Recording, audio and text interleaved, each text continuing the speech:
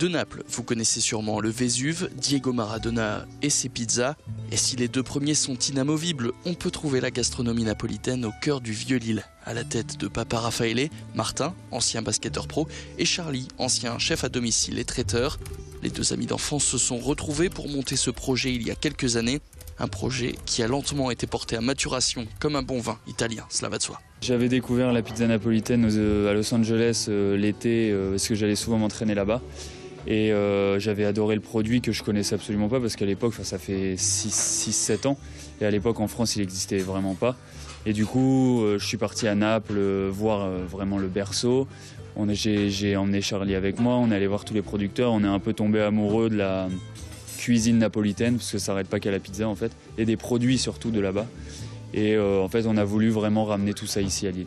Ici, c'est la cuisine napolitaine qui dicte le rythme, une cuisine qui a su séduire les patrons et qui la décrivent comme personne. Simple, de qualité, ensoleillée et généreuse. Nous, autant en France, on est plus sur le cuisiner, les sauces, etc.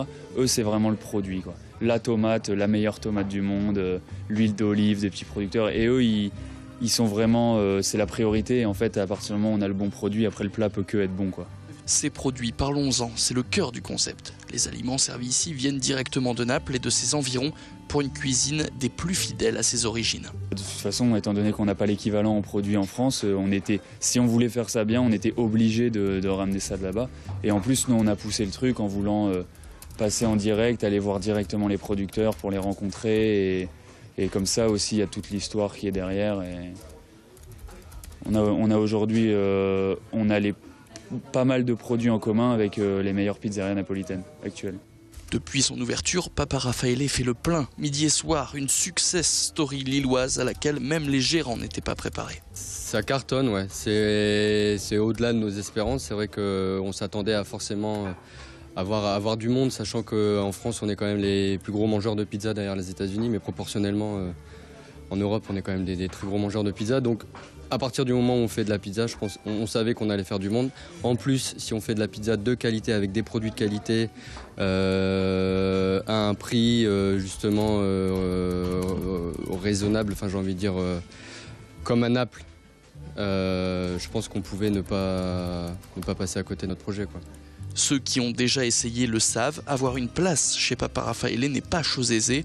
Alors pour avoir le droit de goûter à la pizza napolitaine, les patrons ont quelques astuces. Il y a encore des moments où il y a de la place, c'est surtout, il y a grosse affluence le week-end, les vendredis, samedis.